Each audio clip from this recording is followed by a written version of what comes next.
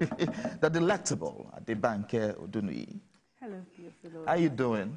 You should introduce me like that every. Don't worry. Next week we'll bring the red carpet treatment. Delectable, elegant, beautiful. I mean, I like that. I like that. Okay. What we'll do next week is this: red carpet, cameras everywhere. I mean, I don't mind. I don't mind that, right? Stand in the middle and you all take pictures. You drive into the studio instead of that. No, not inside. I mean, the door is too small, but I mean, I can drive into the compound.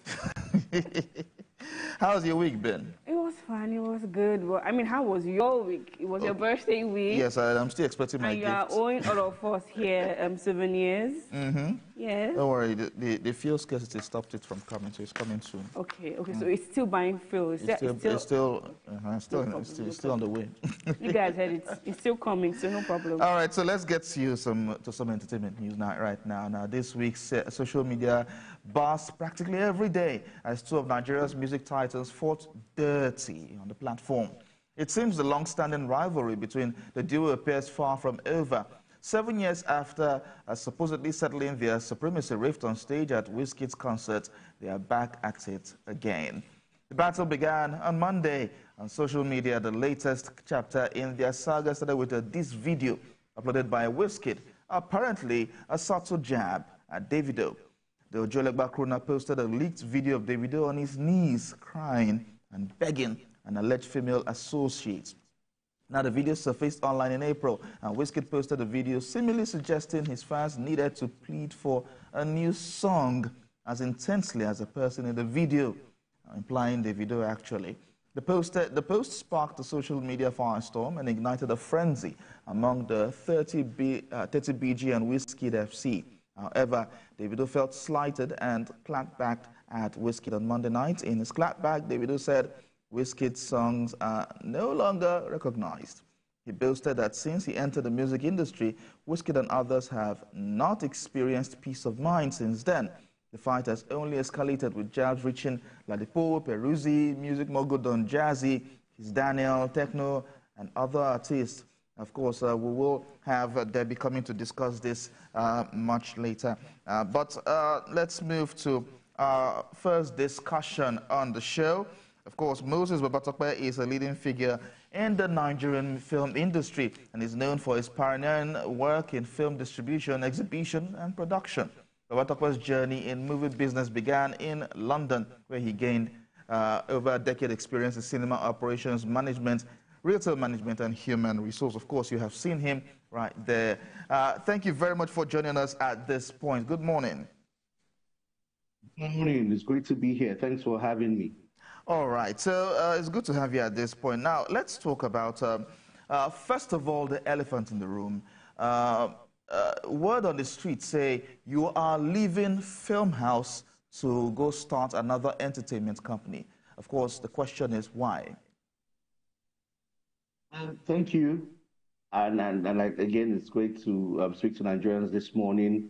There's only so much I can say at the moment, but I have officially now left Film House in my executive capacity as Managing Director of Film One and Group Deputy Managing Director of the Film House Group. As you know, the only thing very constant in life is change. Eras come to an end, new seasons happen, and you know it's time for new horizons, time for new challenges that we're really excited about. The great news is I am in the industry that I love passionately, an industry that has given me a lot of opportunities and helped me to record some modest achievements and great experience that I can bring to the fore, you know, going forward. Well, with what we know of your achievement, I will say it's far from modest, of course. But let's we're not going to dwell on this particular matter, but we would like your reaction. There's been rumors that there's been fracas between you and Keno Kosa as the co-founders of Film House Group. That's what has led to you leaving Film House Group. Quickly react to that. My thoughts to you, and I like again, I'm not at liberty to go into details.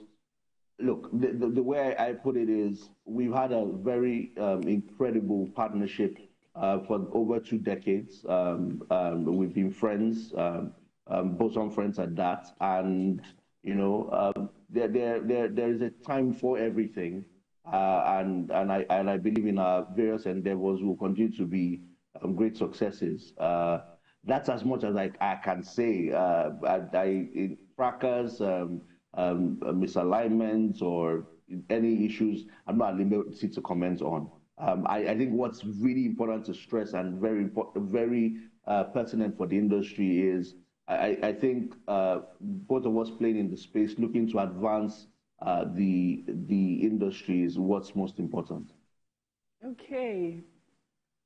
Well, we know that you are going to advance the industry more and more, but I would like to ask, what has been the biggest challenge so far in your career? I mean, when you started this entity, with Filmhouse, with your partner, with your co-founder, excuse me, the cinema in Nigeria was still very small, but now it's in many cities, and we are like, I think, the third largest cinemas in Africa. So what is the biggest challenge that you have experienced, and what do you think is the future of African cinemas? Thank you.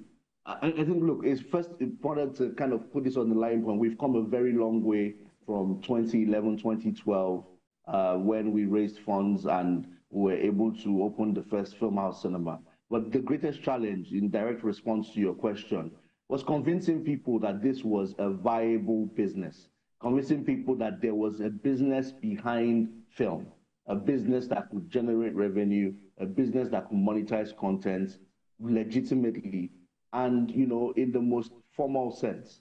I think a lot of people, when they look at performance arts, when they look at film, when they look at creativity in general, they don't tend to see the business side of it. They tend to see talent. They tend to see creativity. And convincing people that there was a business case, compelling business case, was a very big ordeal to go past. Now, a decade after, I think it's not easier, but we've been able to show a decade of consistency, a decade of resilience. So if you think that we've gone past the pandemic and economic challenges, and we're still here, not just as a company, but as a sector, I think it tells you that it's more than a business. It has the hallmarks of something that's willing to thrive. And you talk about the future. For me, Nigeria remains one of the most viable territories in the world in terms of the future of cinema. If you read the internet, or if you research around, there are a lot of people that believe that the era of cinema is coming to an end, or it's extinct, or it will never be the same as it was before. In Nigeria, my take, and I believe that data also supports me in this. I think we're just getting started.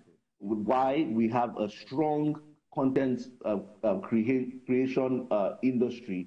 Just look at what we're doing in the skits, look at what we're doing with film, look at the evolution of filmmaking and the quality of filmmaking and storytelling.